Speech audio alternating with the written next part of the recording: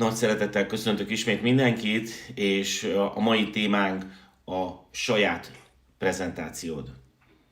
Welcome back everyone to this video series, and today's topic is going to be your own presentation. Ugye nem szeretnék semmilyen félreértést, tehát nem arról beszélek, hogy egy előadást kellene tartanod, hanem arról a prezentációról beszélek, amikor az új jelölteddel leülsz és megmutatod neki ezt a lehetőséget. I don't want to be misunderstood. I'm not telling you that you have to keep a presentation. What I'm going to talk about is when you sit down with your new prospect and you present your business opportunity. Ugye a network marketing üzletben, a network marketing iparágban vannak nagyon jól működő bevált sémák. In the network marketing business, there are many well-working schemes. Ugye, ami úgy néz ki, hogy beszélj a cégről, beszélj a termékekről, beszélj a marketing tervről. Which usually goes like this. You talk about the company, you talk about the products, and you talk about the marketing plan. Majdnem mindenki ezeket a sémákat használja, és azt kell, hogy mondjam, hogy a nagyszámok törvénye alapján ezek működnek is. Almost everyone is working with these schemes, and I have to tell you that based on the law of big numbers, this works. Viszont ma másról fogok beszélni, mivel én úgy gondolom a saját tapasztalatom alapján, hogy ma már van ennél hatékonyabb módszer is. But today I'm going to talk about something else because based on my own experience, I tell you that other things can work too. Ugye képzeljük el a szituációt, itt vagy ebben az üzletben, teljes meggyőződéseddel, és tudod azt, hogy ez a legfantasztikusabb lehetőség, de vajon meg tudod ezt mutatni? So imagine this situation. You are here in this business. You are convinced. You know that this is the best opportunity. But can you show it? Ugye talán az egyik legdemotiválóbb érzés az, amikor ugye beszélünk valakinek erről a lehetőségről, mi tudjuk azt, hogy ez a legjobb lehetőség, és talán neki is ez a legjobb, viszont nem érti.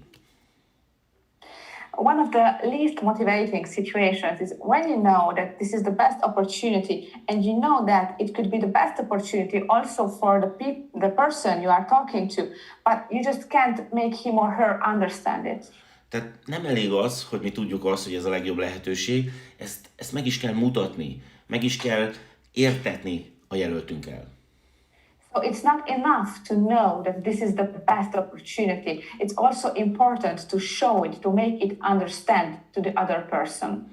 Ugye sokan tévedésben vannak, azt gondolom, hogy mit kell elmondani egy első alkalommal. Many people are mistaken about what to tell during the first meeting. Ugye beszéltem már róla az előző videókban, hogy az én tervékem az, hogy az illető az első találkozó végére el tudja képzelni azt, hogy ezt ő is meg tudja csinálni. As I told you in my previous video, my product is making the other person understand, imagine that he or she can do it too. Tehát, hogyha megvan a terméked, amit árulsz, akkor össze kell állítanod a saját prezentációdat. Once you have the product that you are selling, you have to prepare your own presentation. Tehát például ugye én azt árulom, hogy te is meg tudod csinálni, és ez lesz a fókuszpontjában az előadásomnak, a prezentációmnak. For example, what I'm selling is that you can do it too, and this is the point I'm going to focus on during my presentation. Én személyesen nem szeretek semmilyen segédanyagot használni, azt szeretem, hogyha az illető rám fókuszál. Personally, I don't like using any kind of supportive material. What I like is that my prospect is focused only on me. Tehát amikor elkezdtem ezt az üzletet építeni, akkor először fogtam egy A4-es papírt, és leírtam azt, hogy én mit szeretnék mondani az új jelöltemnek. So when I started, what I did was taking a piece of white sheet paper and I wrote down everything I wanted to tell my prospects. Ugye két kritériuma volt ennek a prezentációnak. Egyrészt az, hogy a célomra fókuszáljon, hogy ő meg tudja csinálni. There were only two criteria about my presentation. First, I wanted to make him understand that he can do it too. A másik pedig, hogy egy A4-es papíron el kell férnie a mondani valónak. Also, it was important for me that what I wanted to say had to fit in this one sheet of paper. Okay. Nézzük lépésről lépésre, hogy miről kell szólnia az első prezentációdnak. So let's see step by step what your first presentation has to be about. Ugye, először is tudnod kell azt, hogy miben vagy hiteles. Alright, you have to know what you are authentic in. Rengeteg ilyen hibát láttam a network marketingben, hogy valaki elmegy egy kétnapos alapképzésre, és amikor ott végzett, akkor rögtön már azt gondolja, hogy ő üzletember, azt gondolja, hogy ő már orvos, és mindenben hiteles. A mistake I've seen many times in the network marketing business is that one person participates at a 2 days convention about the business, and next day he thinks that he is already a businessman or a doctor. Úgyhogy nem szeretném, hogyha megijednél, mert egy nagyon jó hírem van, amiben mindenki hiteles, az a saját története. But don't be frightened. I have a very good news for you. There is something that everyone can be authentic about, and it is your own story. Tehát biztosítatlak benne, hogy a te történeted is nagyon érdekes nagyon sokak számára. I can assure you that your personal story can be very interesting for someone else. És természetesen a saját történetedben hiteles lehetsz, hiszen ez a te saját valós történeted. And obviously, you will be very authentic about your own story because this is your very own personal story. Tehát javaslom, hogy azzal kezd, hogy te miért kezdtél el ezzel a lehetőséggel foglalkozni. So I suggest that you start by saying why you started to do this business. Ja, amikor én csatlakoztam a DXN-hez, akkor itt Európában semmi nem volt. When I joined DXN in Europe, we had nothing about the business. Ugye, nem volt termék, nem volt semmiféle támogatás, tehát nyomtatott anyagok tekintetében. We had no products, we didn't have any supportive material. Ugye, tehát amire tudtam hivatkozni, az a saját miértem, a saját történetem. The only thing I could use was my own why, my own story. Ugye, neked is van egy történeted. És ugye azt szokták mondani, hogy a network marketing az igazából egy ilyen történetmesélő üzlet. You have a story too, and there's a saying that network marketing is a storytelling business. Úgyhogy bátran vedd elő a saját igaz történeted, és mondd el azt a jelöltednek, hogy te miért kezdtél ezzel foglalkozni. So take your own story and tell your prospect why you started to do this business. Jó, ezt nem kell úgymond kozmetikázni, nem kell kifényesíteni, a saját igaz történetet mondd el.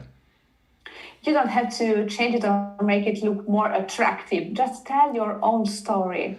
Ugye nem árt, hogyha beszélsz arról egy kicsit, hogy ki vagy te. It's good that you talk about who you are. Igen, ez akkor is fontos, hogyha egy olyan emberrel beszélsz, aki már ismer téged. It is important even if you talk to someone you already know. Hiszen valószínűleg erről az oldaladról nem ismer téged. Nem ismer arról, hogy te akarsz valami többet. Because this is a new side of you. The other person didn't know this side of you. You wanting something more. Nem ismer arról az oldaladról, hogy te ilyen üzletekkel foglalkozol. He doesn't know that you are in this kind of business. Oké? Tehát nagyon hasznos az, hogyha megosztad magadról néhány információt, ami kapcsolódik-e ahhoz, hogy te miért kezdtél el ezzel az üzlettel foglalkozni. So it is important that you share information about yourself that would highlight why you started to do this business opportunity. Ez ugye azért nagyon fontos, hogy az illető bele tudja képzelni magát a szituációba, sokkal jobban magáévá tudja tenni az egész prezentációt. It is important because this way your prospect can imagine himself in your situation and can feel the presentation as his own. Okay. A következő, amiről beszélned kell, hogy miért döntöttél a network marketing mellett.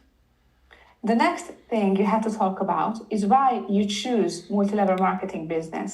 Én szándékosan nem akarok most a szádba adni ilyen példamondatokat. I don't want to give you a sentence is already built up. Mert ugye ennek a saját szavaidnak kell lennie, a saját meggyőződésednek kell lennie.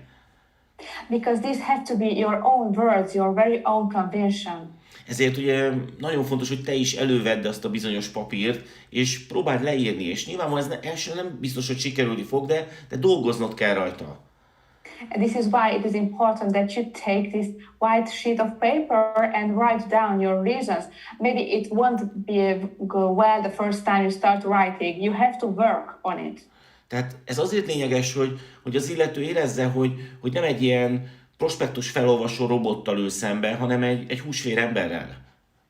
It is important because this way your prospect will feel like won't feel like talking to a robot, but talking to a real person. Okay? Tehát fogalmazd meg magadnak, hogy te miért döntöttél az MLM üzleti modell mellett, és ezt oszd meg másokkal. So write down your reasons why you decided to work with the network marketing business, and then share this information with others. Ugye nagyon lényeges, hogy tanuljunk a saját hibáinkból, és egyre hatékonyabbak legyünk a munkánk során. It is important that we learn from our mistakes, so we become more efficient during our work. Ezért is nagyon lényeges, hogy leírd, és az alapján építsd az üzleted, ahogy leírtad. This is why writing down is very important, so then you build your business based on what you have written down. És természetesen a tapasztalataid alapján ezt az egy A4-es oldalnyi szöveget, ezt mindig majd tudod korrigálni, és el fogsz érni a legoptimálisabb verzióhoz. And of course, based on your experience, you will correct many things that you have written down in this one sheet of paper. And then by time, you will arrive to the optimal version of your presentation. Ugye a következő, hogy miért a DXM mellett döntöttél.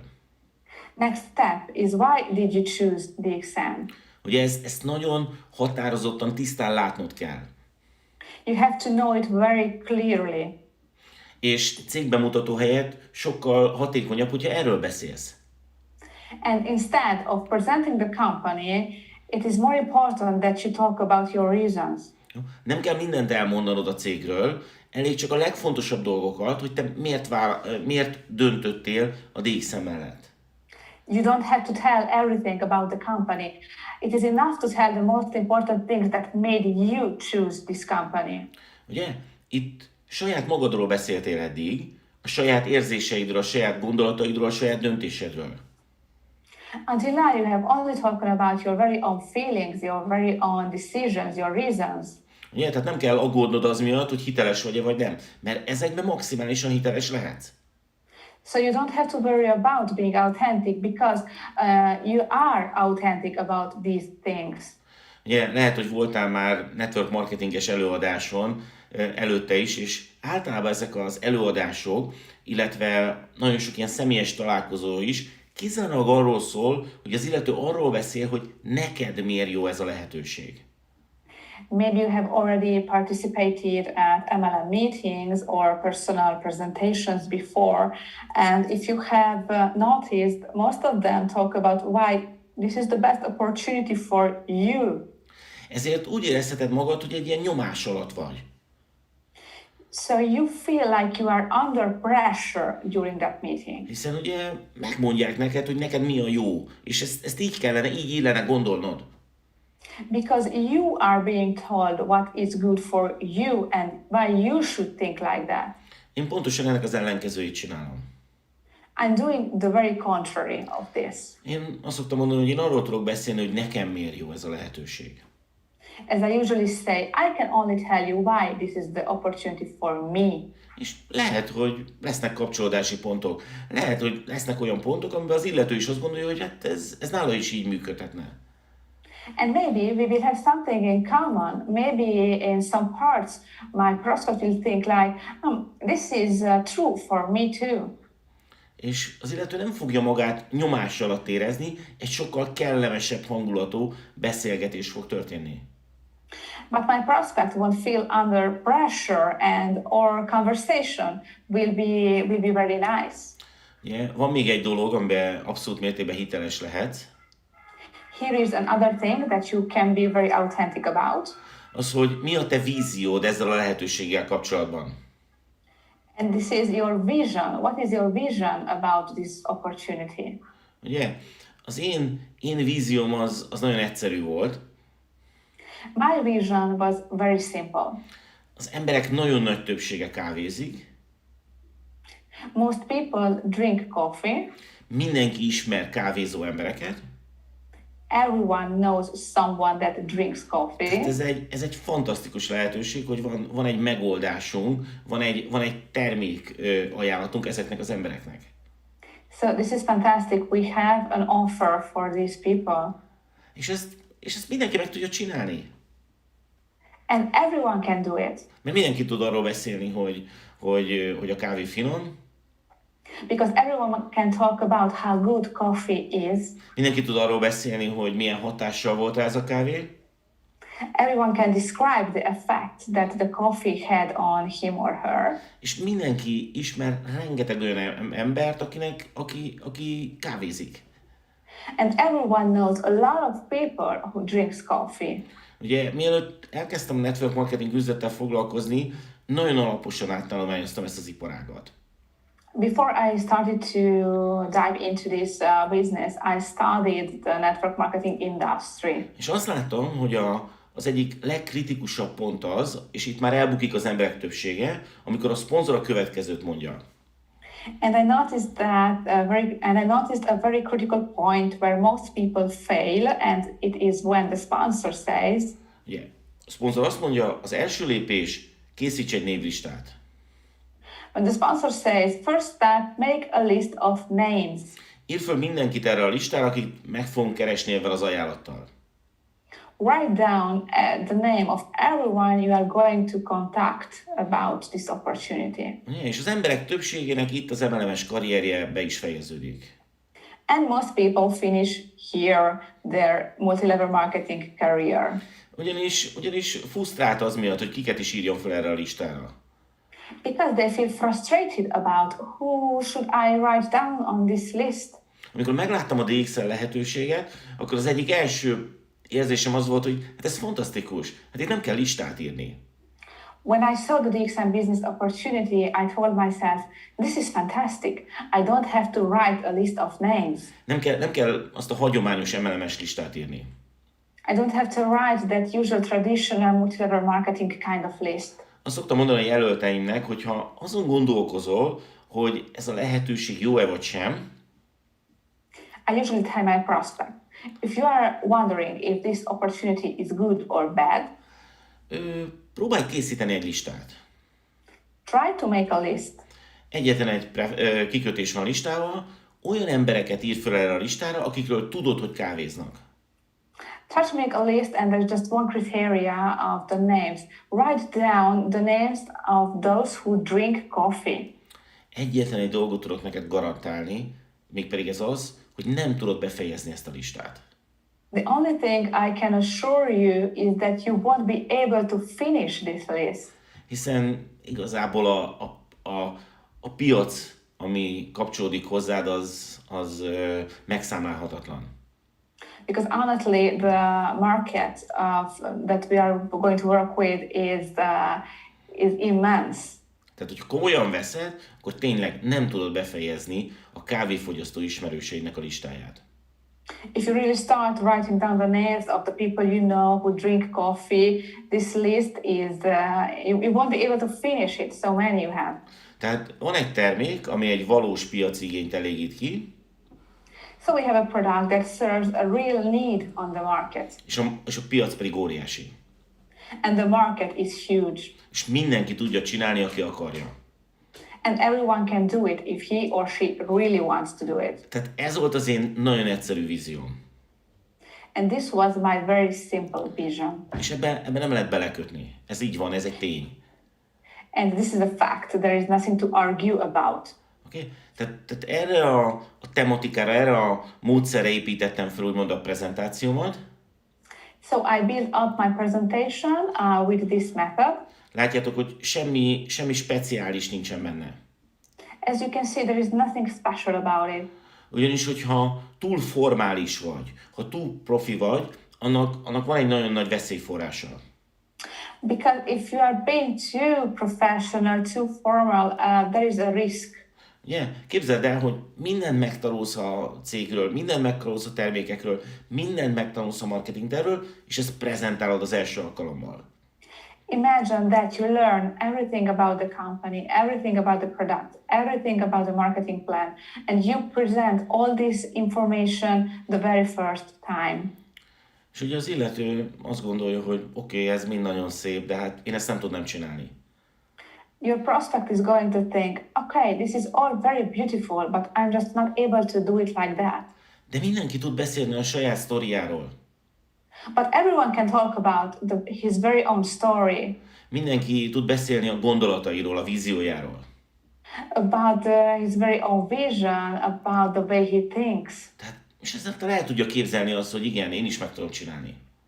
And this is going to have the prospect imagine that, yes, I can do it too. Ugye? Nagyon fontos tudnod azt, hogy mit gondol a jelölted. It is very important that you know what your new prospect is thinking. Honnan tudhatod ezt?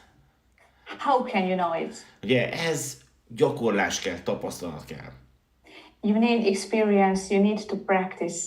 Minden alkalommal, amikor beszélek egy új jelölttel, és ez a mai napig így van, Every single time that I talk to a new prospect, and it is like that until today, minden alkalommal a beszélgetés után megállok egy kicsit, és adok magamnak időt, hogy átgondoljam, hogy mi történt.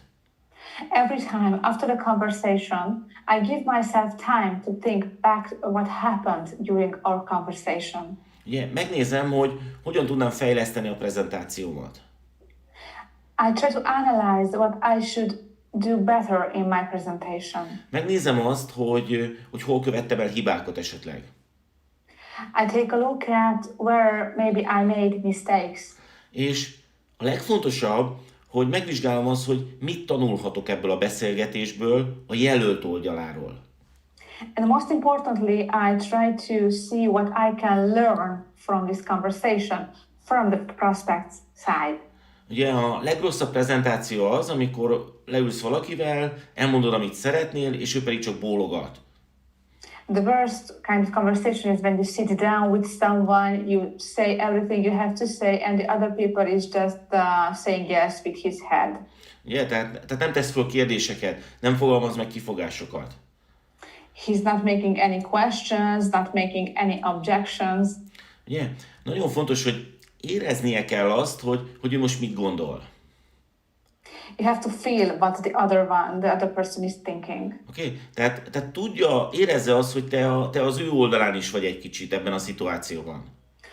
The prospect has to feel that you are also on his side during the conversation. Mondok erre egy nagyon, nagyon egyszerű példát.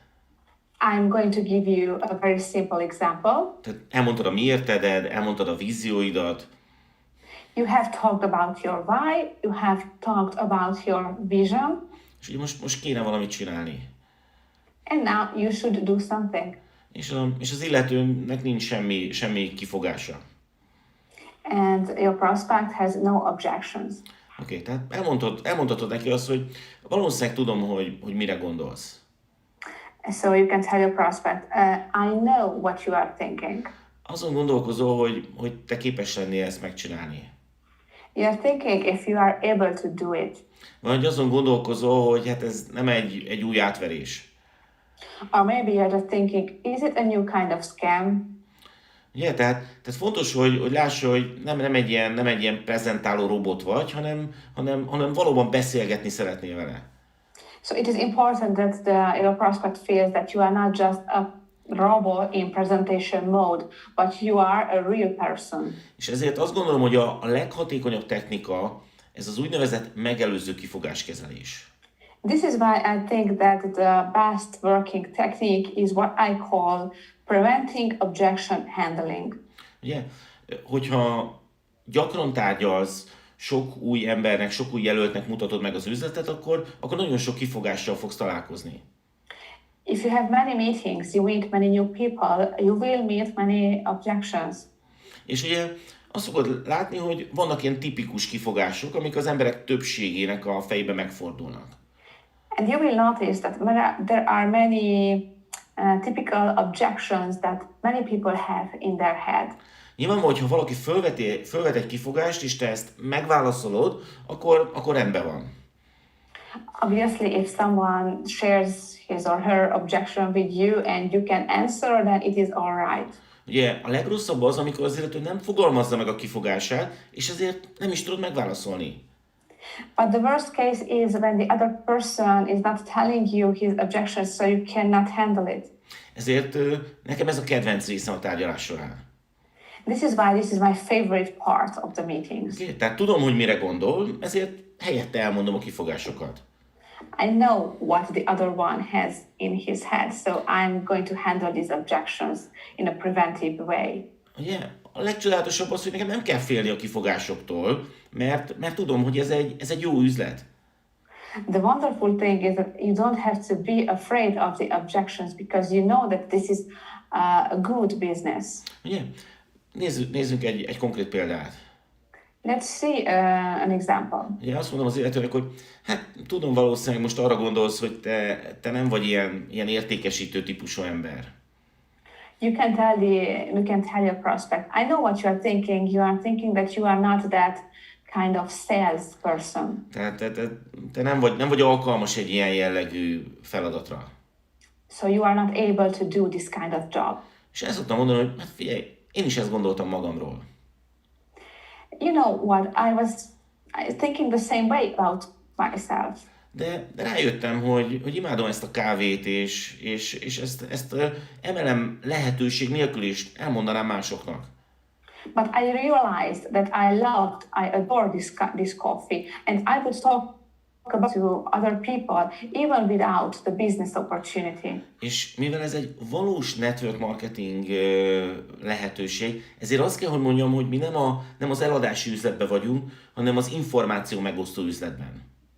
And since we are in a real network marketing business, we are not in the sharing information. This is the sharing of information kind of business. Tehát az, amit csinálok, az egyszerűen arról szól, hogy elégedett vagyok valamivel, hiszek valamiben, és ezt egyszerűen megosztom másokkal. So what I do is that I'm satisfied with something, I believe in something, and I'm sharing it with other people. Senkit nem akarok meggyőzni. I don't want to convince anyone. Egyszerűen elmondom azt, hogy én miben hiszek. I'm just simply telling them what I believe in. Ugye? Az egyik ilyen pont például az ár.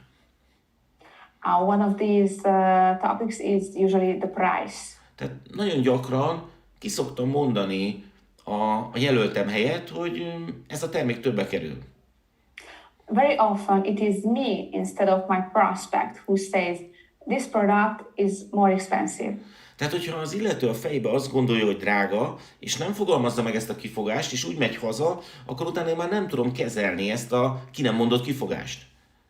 Because if my prospect has in his mind that this product is expensive, but he is not telling me that he's thinking this, and then he goes home without telling me this objection, I cannot handle it after. Tehát elmondhatom neki azt, hogy lehet, hogy te most azt gondolod, hogy ez a termék drága. So I can say, I know you are thinking now that this product is expensive. Nekem is volt egy ilyen érzésem. I had the same feeling. De miután megtapasztaltam ennek a terméknek az előnyét, utána azt gondoltam, hogy ez a termék inkább olcsó.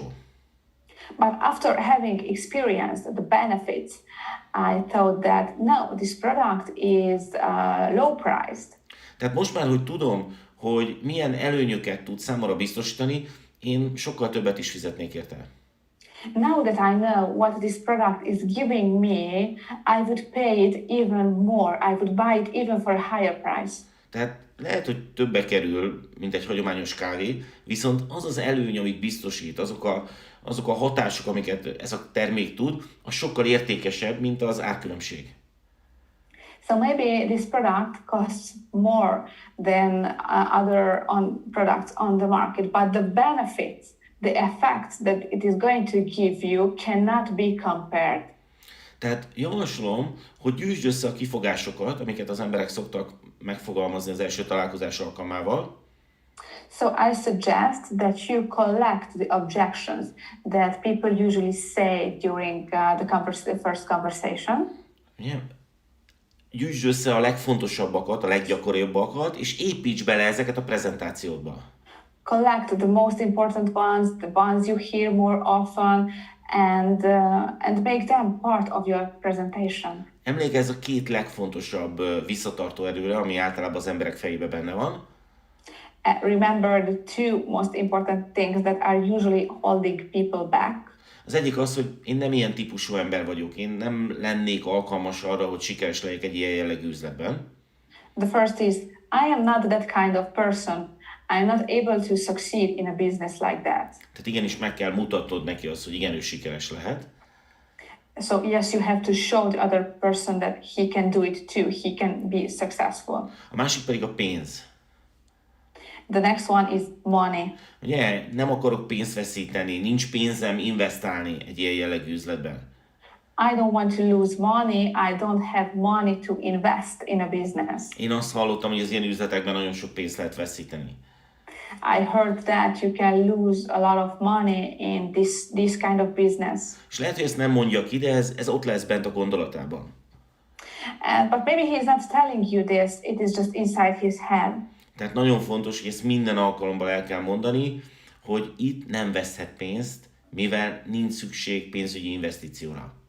So it is very important that you underline during every meeting that he or she cannot lose money with this business. They don't have to invest money.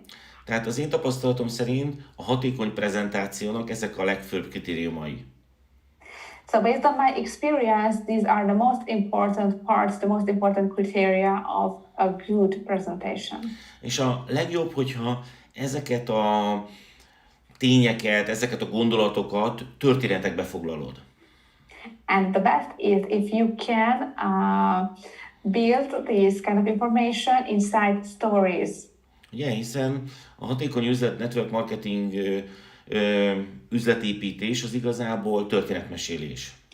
Because the effective business building in network marketing is storytelling. Tehát gyűjtsd össze a történeteket, gyűjtsd össze a saját történeteidet, és gyűjtsd össze sikeres üzletépítőknek a történeteit, amik választ adhatnak bizonyos kifogásokra.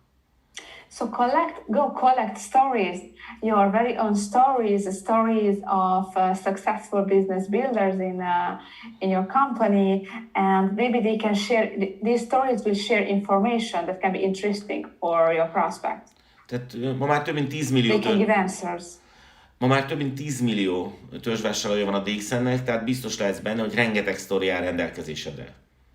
Today, DXN has more than 10 million members, so you can be sure that you will find interesting stories. Ugye? Az első az azzal kapcsolatos félelem, hogy én meg tudom-e csinálni. The first is about of the fear if you can do it. Ugye el szoktam itt mesélni az én kedvenc sztorimat. And this is when I tell my favorite story. Ugye az alattunk lévő legsikeresebb munkatárs ő egy buszvezető volt. The most successful business builder under us used to be a bus driver. Tehát nem aki a legmagasabb szinten van alattunk, hanem aki a legnagyobb forgalmat hozza a csapatunkba, egy buszvezető ápolónő házaspár volt. Not the one with the highest status in the business, but the one who is doing the most business is a couple of a bus driver and a nurse. Tehát, hogyha egy buszvezető ápolónő házaspár meg tudta csinálni, akkor hogy gondolhatod te, hogy te nem tudod megcsinálni? Mindenki meg tudja csinálni. If a bus driver and nurse couple could make it, could succeed in this business, then why do you think that you cannot? Tehát tanulj meg történeteket mesélni. So learn how to tell stories. És használj történeteket, keresd történeteket. And use stories. Go look for stories. Nyilvánvalóan legértékesebb a saját történeted, de bátran használd mások történeteit is. Obviously, the most valuable story is your very own, but you can use the stories of others. A lényeg az, hogy igaz legyen a történet, hiteles legyen a történet. The important thing is that the story is true. They have to be true stories. Hiszen mi egy valós üzletben vagyunk. Because we are in a true business. Ugye, ahogy említettem, hogy készítsd el egy papíron a saját prezentációdat, készíthetsz magadnak további segédanyagokat is.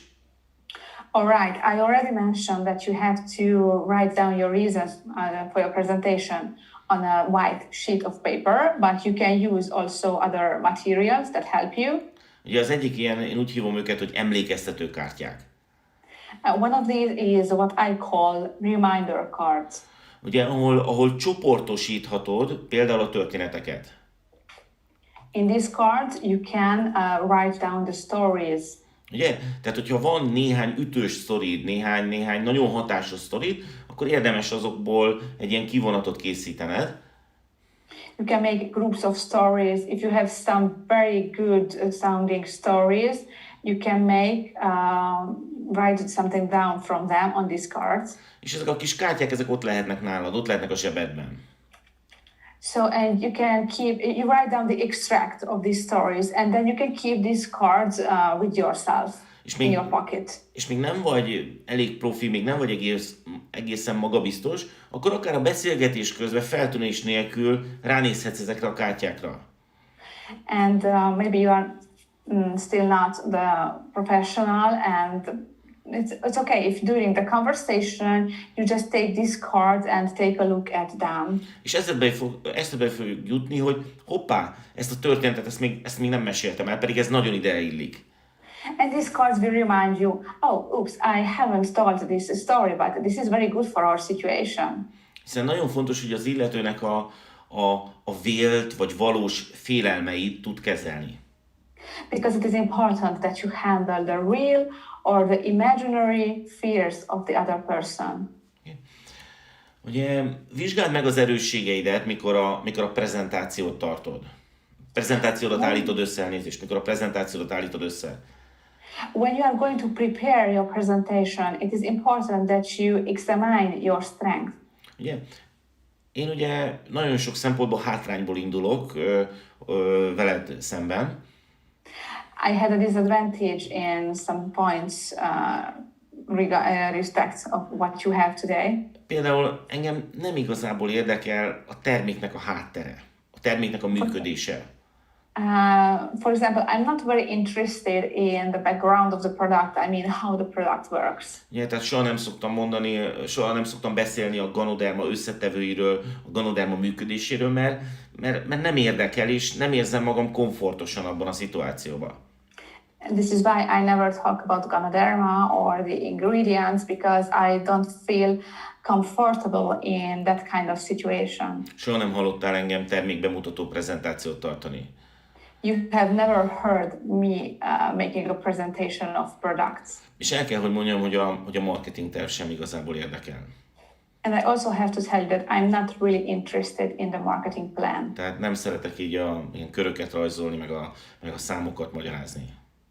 I don't like drawing circles and explaining numbers. Oké, tehát hogyha te ezekkel szeretsz foglalkozni, akkor már is előnyben vagy velem szemben. And if you like this, then you will have an advantage now. Tehát vizsgáld meg, hogy mik az erősségeid, és arra fókuszálj. So go take a look at what are your strong points and focus on them. Oké, tehát az én egyik erősségem például az, hogy nagyon empatikus vagyok. One of my strong points is that I'm a very empathic person. Ezért az új jelöltek, azok valóban érzik azt, hogy én megértem őket. So my new prospects really feel that I understand them. És ez egy előny.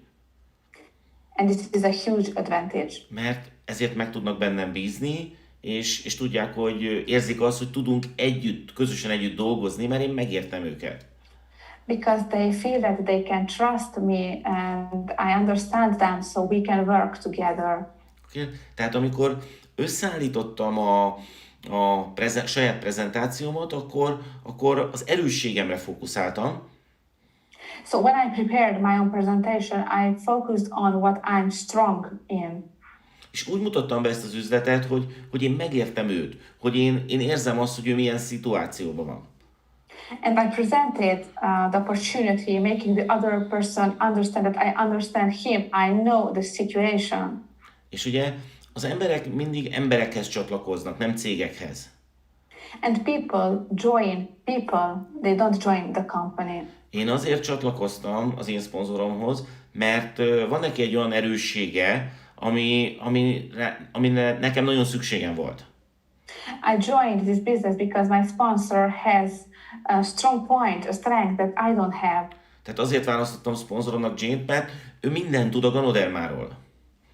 I chose Jane Yao as my sponsor because she knows everything about Ganoderma. Oké? Tehát vizsgáld meg az erősségeidet, és amikor a prezentációt rakolod össze, akkor az erősségeid legyenek előtérben. So go and take a look at your strong points, and when you prepare your presentation, highlight these points. Ha annak idején nekem azt mondta volna a szponzorom, hogy László, csak akkor lehet sikeres ebben az üzletben, ha mindent megtanulsz a Ganodermáról, akkor el se kezdtem volna. If back then my sponsor told me, László, the only way to succeed for you is that you learn everything about Ganoderma, I wouldn't have joined. De szerencsére nem volt meg ez a szituáció, nem történt ilyen. But luckily this was not the situation. És avval foglalkozhatok, amit én szeretek csinálni. And I can do what I like doing. A jó hír az, hogy nálad is ugyanaz a szituáció. Úgy csináld, ahogy szeretnéd. The good news is that you are in the same situation. Do it as you like to do it. Viszont nagyon fontos, hogy folyamatosan kontrolláld magad és fejleszd magad, hogy hogyan tudod a legjobbat kihozni abból a rövid prezentációból, amíg rád figyelnek. But it is very important that you observe and develop yourself constantly about your presentation, how you can make it even better. Az én javaslatom az, hogy ne próbálj, ne akarj senkit meggyőzni. I suggest that you don't try to convince anyone. Mert lehet, hogy te egy profi eladó vagy, és mindent el tudsz adni. Because maybe you are a professional salesman and you can sell anything. És úgy működsz, mint egy úthenger, és mindenkin átgázolsz. And you're working kind of like a bulldozer and going over everyone. De nem az a cél, hogy meggyőzd az embereket, hanem az, hogy ők maguktól megvegyék ezt a lehetőséget. But the goal is not to convince everyone, but that they buy the opportunity for themselves. Tehát nagyon sok jó értékesítőt láttam már a network marketing üzletben. I have seen many very good salesmen in the network marketing business. Akik viszonylag gyorsan fölépítettek egy nagy csapatot. Who built up a very big team in a very short time. De ez a csapat nem működött önállóan. But that team was not working alone. Mert a szponzor igaz, hogy eladta nekik ezt a lehetőséget, de ők nem vették meg. Because the sponsor sold them the opportunity, but they themselves did not buy it. Oké? Tehát információt osztunk meg, lehetőséget adunk arra, hogy az illető megvegye, de ne győzz meg senkit. So we are sharing information, we are giving an opportunity to the other one to buy this opportunity, but we are not convincing anyone. Tehát add meg neki a lehetőséget, hogy ő meg tudja saját magát győzni. Give him the opportunity to convince himself. Meg kell tanulnod azt, hogy ha jobban akarod magad érezni, hogy nem fókuszálsz olyan dolgokra, amire nem lehetsz hatással. In order to feel better, you have to learn to let go of what you cannot influence. Nagyon sokat utaztam ezzel az üzlettel, és nagyon sokszor tapasztaltam azt, hogy az emberek, a vezetők panaszkodnak a jelenlegi szituációra. I have traveled a lot with this business, and very often I noticed that the business builders were complaining about the actual situation. De ez mind olyan szituáció, amire nem lehetünk hatással. But these are all situations we cannot influence. Nem lehetünk arra hatással, hogy egy adott országban éppen hogy működik az árfolyam. We cannot influence how the money is going in a country. Ugye, hogy működnek az adott országra vonatkozó törvényi szabályok. How exchange rates are changing, or what are the regulations in a certain country. Oké, tehát ezeket el kell engedned, és arra kell fókuszálnod, amire igazából hatással lehetsz. So let go of all of these and focus on what you can really have an influence on. Azt kell, hogy mondjam, hogy nem lehetsz igazából arra hatással, hogy valaki meghozza a döntését, hogy ő meg akarja csinálni ezt az üzletet. I have to tell you that you cannot influence if the other person decides to do this business. Igazából egyetlen egy dologra lehetsz hatással. Honestly, there is only one thing that you can influence. Ezt elmondom még egyszer, igazából csak egyetlen egy dologra lehetsz hatással. I repeat, there is only one thing that you can influence. Hogy hány embernek mutatod meg ezt a lehetőséget. To how many people you show this business opportunity to. Tehát ennek kell lenni a fókuszpontodnak. And this is what you have to focus on. Ugye? Valaki eljön hozzám és azt mondja, hogy László, nekem ez az üzlet nem működik, kérlek segíts. Someone comes to me telling me, László, this business is not working for me. Please help me. Azt szoktam mondani, hogy elnézést kérem, de nem tudok neked segíteni. I usually answer like that. I'm sorry, I cannot help you. Nem tudok segíteni, mert amit kérsz, az túl általános. I cannot help you because what you are asking is really a generic question. Nagyon szeretnék neked segíteni, ezért egy kérésem van. I would really like to help you, so I'm asking something from you.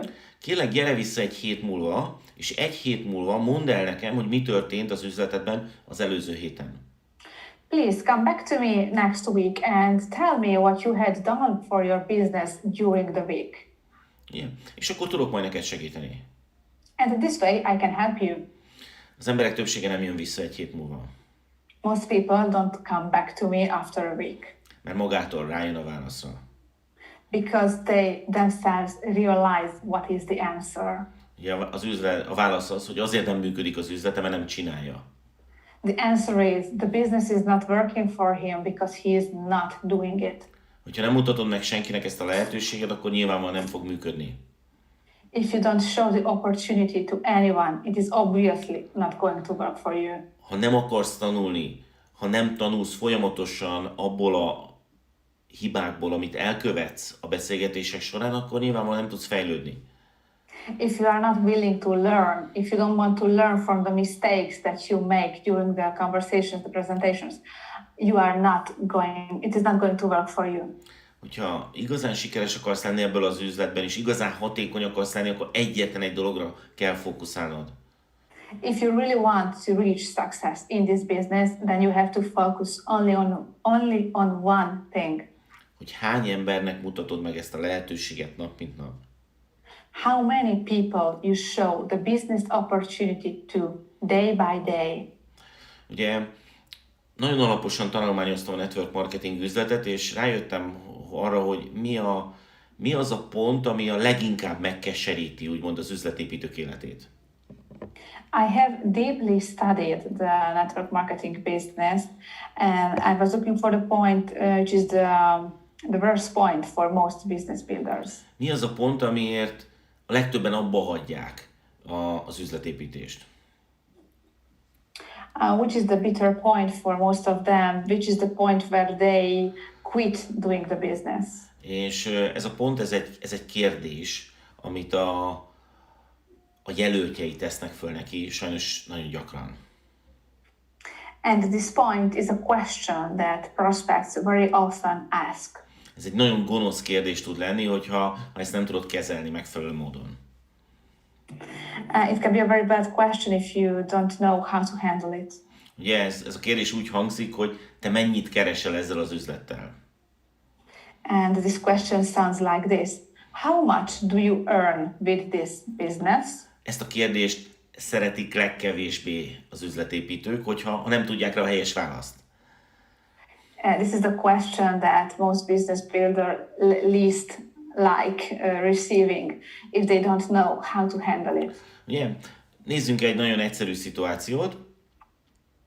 Let's see a very simple situation. Még csak most kezdted el azt az üzletet, mondjuk 2 hónapja vagy benne.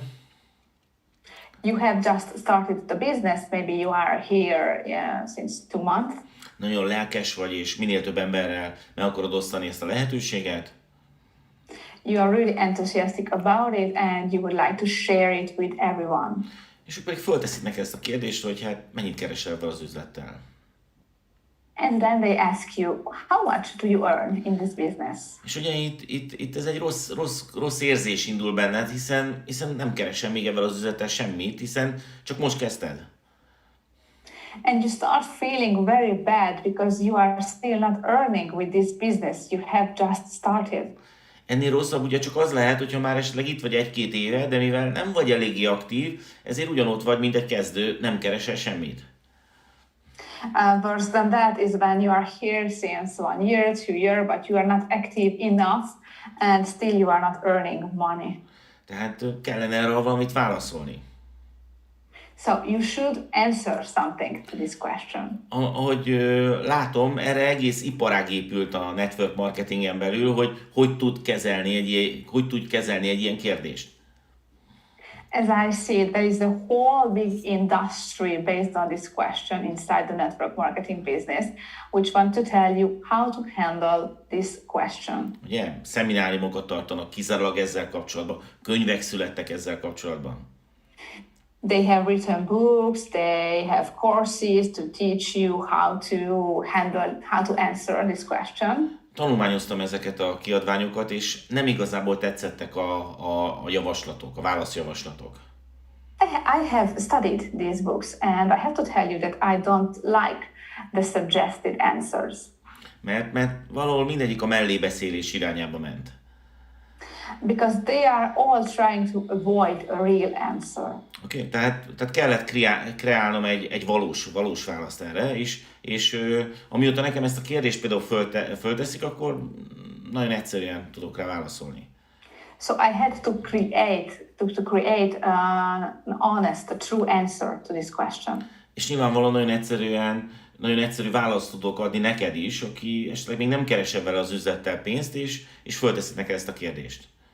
And I can give you the answer also to you who just started the business and are still not earning money with it. A legfontosabb az, hogy tudnod kell, hogy nem szabad kényelmetlenül érezni magadat egy percig sem, hogyha felteszik neked ezt a kérdést, és te még nem keresel semmit. The most important thing is that you have to know that you don't have to feel uncomfortable when you receive this question and you still don't earn money with the business.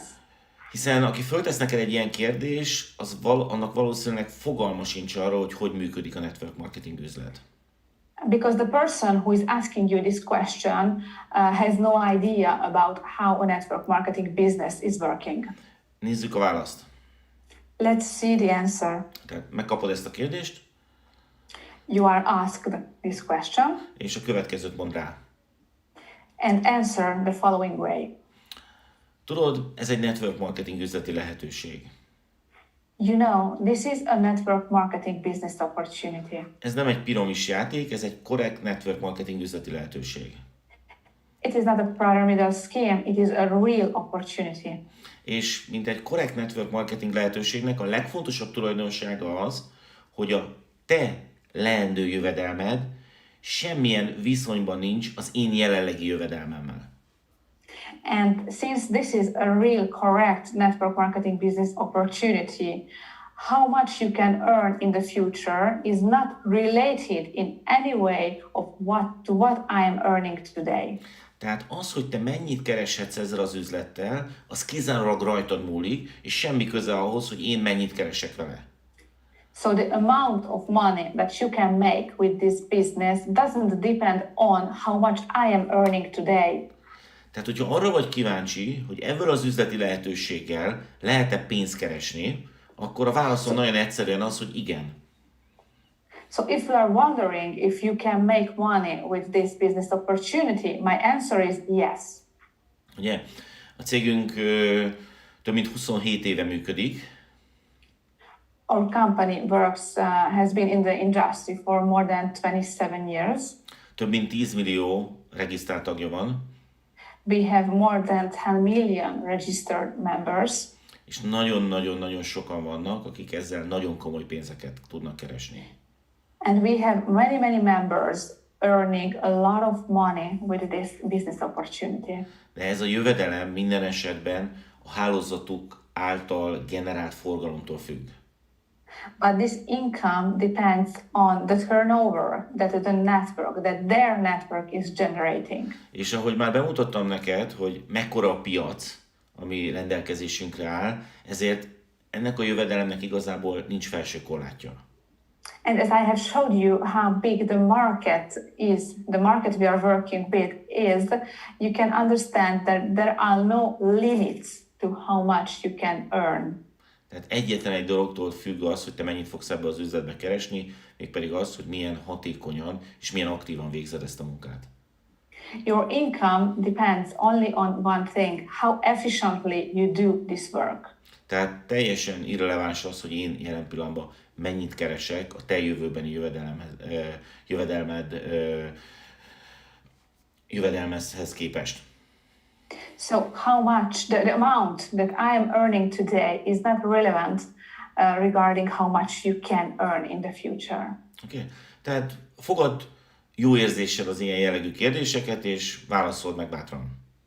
So feel comfortable in this situation and answer this way, this question. Próbáld elsajátítani azt a módszert, hogy mindig harmadik személyről beszélj a prezentációdban.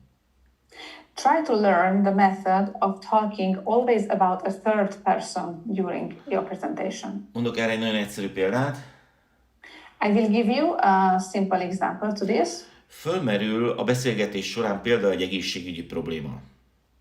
During the conversation, someone is sharing a health concern with you.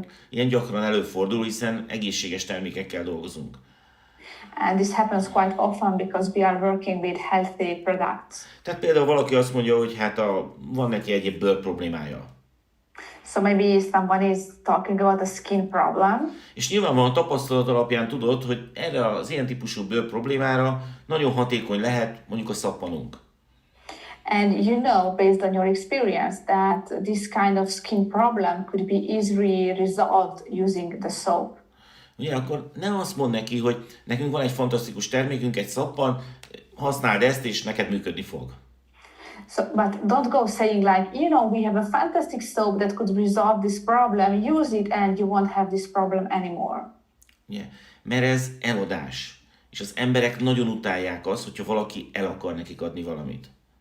Because this is selling something and people hate when someone is trying to sell them something. Viszont nagyon szeretnek vásárolni.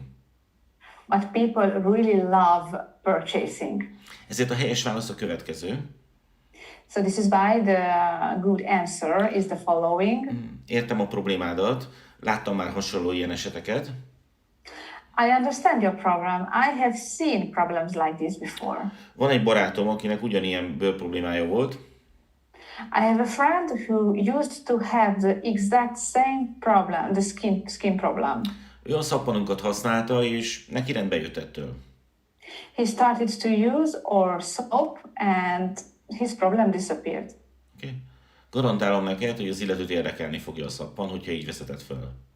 I can guarantee that your prospect, the other person, will be interested in the product if you are talking about it this way. Viszont, hogyha megpróbálod neki eladni, és megpróbálod neki bizonygatni, hogy ez mennyire jó lehet neki, sokkal kisebb ennek az esélye. But if you start selling it, try to say why it could be good for him or her, I can guarantee you that she will be less interested. Tehát gyakorolj, és próbálj meg mindig harmadik szeméről beszélni. So practice and talk always about a third person. Volt egy barátom, aki nem tudta magáról elképzelni, hogy ő sikeres lehet a network marketing üzletben. I had a friend who couldn't see himself as a successful person in the network marketing business. Mert ő nem szeret beszélni, nem szeret az emberekkel kommunikálni. Because he doesn't like to talk, he doesn't like communicating with people. Viszont rájött arra, hogy nem is szükséges ez. Then he realized that it's not necessary. Elég, hogyha videókat küld embereknek, és a videók majd helyette beszélnek. It is enough to send videos to people because videos will speak instead of him. Jó? Tehát legyenek történeteid harmadik szeméről. So have stories in third person. Ugye, mindig az emberek próbálják megtudni azt, hogy mi lehet a hibá abban, amit csinálnak. People usually try to understand what mistakes they are making. Ugye az egyik kritikus probléma a network marketing üzletben az, hogy túl sokat beszélünk.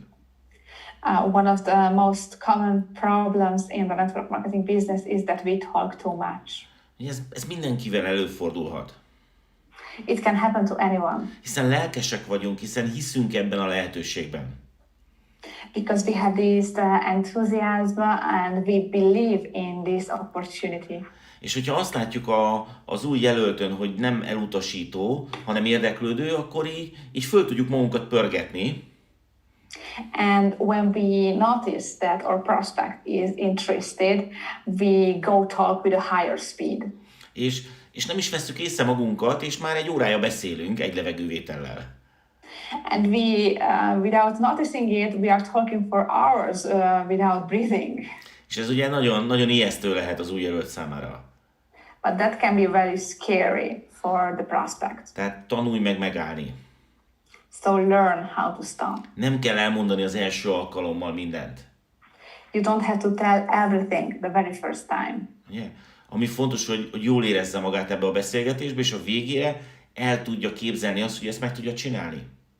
It is important that your prospect feels nice in that situation, and that at the end of your meeting, the prospect can imagine himself doing the business. Ugye az előző videóban részletesen beszéltem arról, hogy mennyire fontos, hogy amikor majd hazamegy, meg tudja védeni a döntését. In my previous video, I have already told you how important it is when the prospect goes home and defends his decision. Tehát erre is lehetőséget kell biztosítanod, erre a fókuszra is lehetőséget kell biztosítanod majd a prezentációdban, hogy ő valóban rendelkezzen azokkal az érvekkel, hogy majd meg tudja védeni a döntését. And this is why it is important that during your presentation you have time for this kind of situation, so he can have the reasons to defend his decision once home. És befejezésül talán a legfontosabb. And before I close, maybe the most important thing. Tudnod kell azt, ugye, hogy hogyan működik az ember. You have to know how people are made up. Nagyon sok információt meg tudsz vele osztani, de valószínűleg ő ebből semmire nem fog emlékezni néhány nap vagy néhány hét múlva. You can share a lot of information, but in a couple of days, people won't remember everything. Will remember only a small part. Ugye nem fog emlékezni a cégnek a nevére, nem tudja majd kimondani, nem fog emlékezni a ganodermára. They won't remember the name of the company. They won't be able to remember how to pronounce Ganoderma. Talán a kávé árára emlékezni fog. Maybe they will remember the price of the coffee. De amire biztosan emlékezni fog az, hogy milyen érzéseket generáltál benne. But what they will really remember is the emotions that you generated. Arra fog emlékezni, hogy egy agresszív értékesítő robottal beszélgetett kényszerből. They will remember that they talked to an aggressive salesman robot. Vagy pedig arra fog emlékezni, hogy egy kellemes beszélgetése volt valakivel, aki megosztotta vele, hogy ő miben hisz. Or will they remember that they had a nice conversation with a nice person who shared what he believes in? Egy empatikus emberrel beszélgetett, aki megértette az ő érzéseit, a gondolatait. An empathic person who understood his feelings or his way of thinking. Ugye azt gondolom, hogy nem kérdés az, hogy melyik típusú emberrel szeretném majd folytatni a beszélgetést. I think it is no question which type of person would they prefer to have another conversation with. Tehát fókuszálj arra, hogy jó érzéseket generálj az új jelöltedbe. So it is very important that you focus on leaving the other person with good feelings. Mert nem az a cél, hogy legyőzd őt, hogy meggyőzd őt. Because you don't have to win in that situation, you don't have to overcome the other person. Hanem az a cél, hogy egyetértsetek abban, hogy ez egy jó lehetőség. The goal is to see it the same way, that this is a good opportunity. Oké. És fontos tudnod, hogy ez egy nagyon egyszerű üzlet. It is important that you know that this is a very simple business. Ahhoz, hogy fölérj a csúcsra, ahhoz csak 20 embert kell találnod. In order to reach the top, you only have to find 20 people. 20 embert, aki ugyanabban hisz, amiben te. 20 people who believe in the same thing that you believe in. Egyet kell értened azzal, hogy ez egy nagyon alacsony szám. You have to agree with me, this is a very small number. A kihívás az, hogy sajnos nem tudjuk azt, hogy ki lesz az a 20 ember. The challenge is that we don't know who these 20 people are going to be. Ezért nagyon sok emberrel kell megosztanod ezt a lehetőséget, ezt az információt. So we have to share the information with many people. Ezért nem mindegy az, hogy hogyan érzed magad, miközben megosztod ezeket az információkat. And this is why it is important the way you feel while sharing the information. Tehát ezért nagyon fontos, hogy egy olyan saját prezentációt állíts össze, amit szeretsz csinálni, amiben jól érzed magad. This is why it is important that you have a presentation that you like, that you feel good presenting. És akkor nem fog jelenteni számodra problémát az, hogy mindig megoszd az információkat. And then it won't be a problem for you to share the information with others. És hogyha nagyon sokkal megosztod, akkor nagyon könnyen meg fogod találni azt a 20 embert. And once you have shared it with many people, it's going to be easy for you to find these 20 people. Köszönöm, hogy meghallgattad a mai videónkat, és hamarosan találkozunk a következőben. Thank you for listening to the video of today, and see you next time. Vedd elő a papírt, és állítsd össze a saját prezentációdat. Take that white sheet of paper and start writing down your own presentation. Találkozunk a következő videóban. See you in the next video.